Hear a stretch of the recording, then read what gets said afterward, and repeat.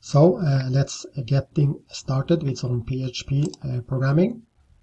In order to get started with PHP, you need a web server with PHP installed. And you can set up your own server with PHP, but in this tutorial I will just use an existing web server with PHP installed. You also need a code editor like Visual Studio Code. You need an FTP program like WinSCP or similar to transfer files from your local PC to the web server, unless you are setting up your PHP environment locally on your computer.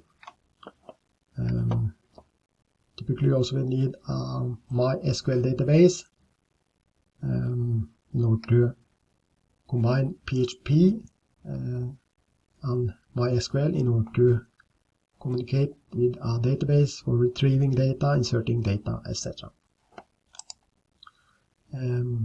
Here's a first example of a PHP page. We'll create it step by step later. This example has 4 lines.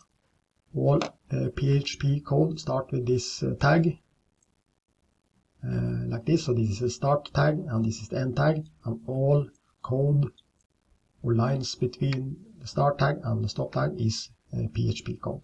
So here we have defined a variable. In order to define a variable in PHP, we just use this $sign and the name of the variable, and then in this case the variable name is set to a name, in this case my name, Hans Petter Halvorsen. And then in order to show or print this the value of this variable to the screen, we can use the echo command like this. Echo hello, my name is, and here we specify the variable that we have specified here. So basically PHP code should be put inside this start tag and end tag like this, and then variables start with this $sign. When you have created the code, you need to save the file with a PHP extension like this. In this case index.php. You can call the file whatever you like, but typically the starter file should have the name index.php. Here I have used this Visual Studio Code editor, and when we have created the file, we typically need to upload that file to the server, and then you can use an FTP program like WinSCP like this. You can of course use any kind of PHP program, but WinSCP is simple to use and it's free. So here on the left side you have your local computer where you have your PHP file that you have created, and here on the right side you have the server. So basically you just drag and drop files from your local computer to the server by just selecting one or more files and drag them here to the right like this. And the next thing we need to do is just to test our PHP file in our local web browser. So basically we just open your web browser, and then you need to specify the address to the server like this. So this is my address to my PHP server. You may have another address that you need to use, and since this file is called index.php, you don't need to specify the file name here, because this index.php will be the starter file, and then the contents of this file will be presented within your web browser. So here in this case we have just created a variable with my name, and then you should put the following on the screen: hello, my name is, and then replace the variable with the value like this. So hello, my name is Hans Petter Halvorsen, which is presented here on the screen. So let's create this simple example step by step. Then I start by opening my Visual Studio Code editor, and then I just start creating the code. So here I can just select the language, then I can just select PHP, and then first time you typically are asked to install an extension in order to make sure that Visual Studio Code supports the PHP programming language like this.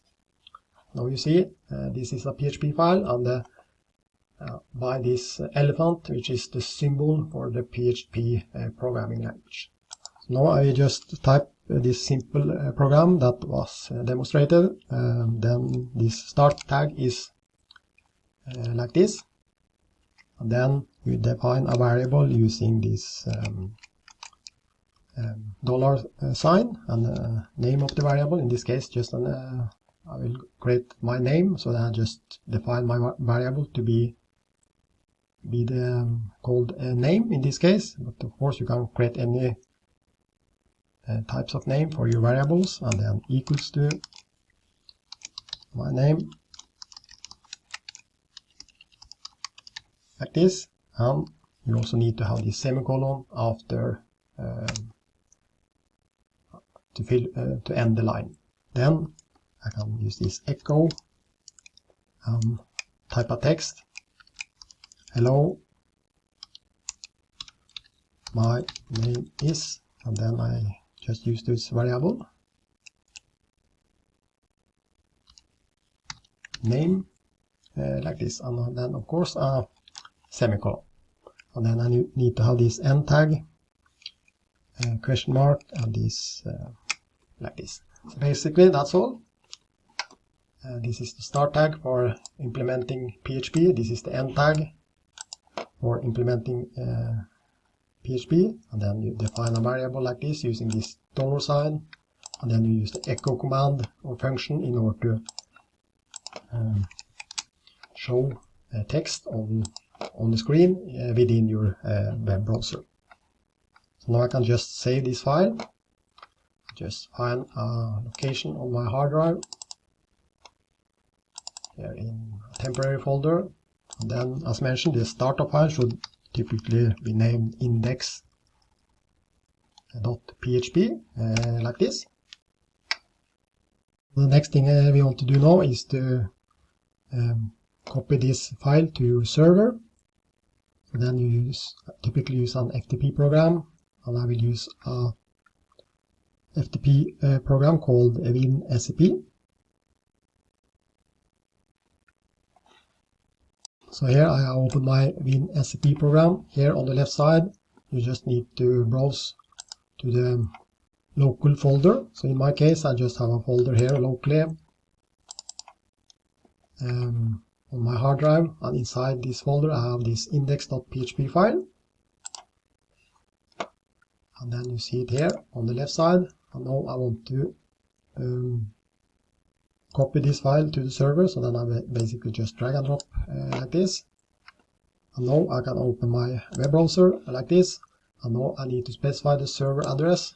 In my case, I'm using a local server here at my university, but in your case, typically you want to use another server like this. And since I just type enter, and then since this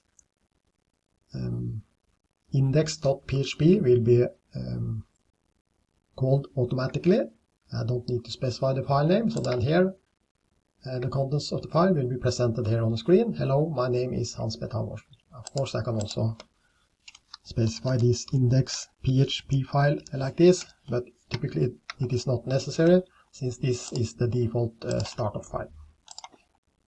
So in this basic example, I have just used the PHP code, but typically you want to blend this PHP code with HTML. So let's see how we can blend this code with some pure HTML. So then I just start by defining this HTML file using this doc type HTML like this, and then the HTML tag to make sure or define as this is a HTML file, and then I need to have a end tag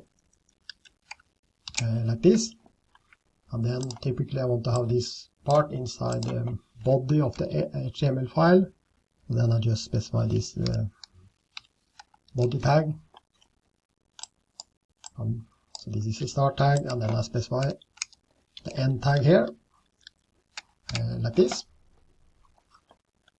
Now basically we have a an HTML file that has some PHP code blended in between the PHP code. And then PHP, the compiler, see the difference between pure HTML and PHP, because this defines the start tag for the PHP code, and this defines the end tag for the PHP code. Here you can also specify a header, like header 1. Let's create a Hello World application like this, and an end tag like this. So now we have some HTML code, like HTML, body, header 1, etc. And then inside here we have some PHP code. So let's now just save it. Go to our SAP FTP program and just drag it over like this in order to make sure that the latest version of this file is uploaded to the server. And then I just go to my web browser, click on the refresh button here, and then you see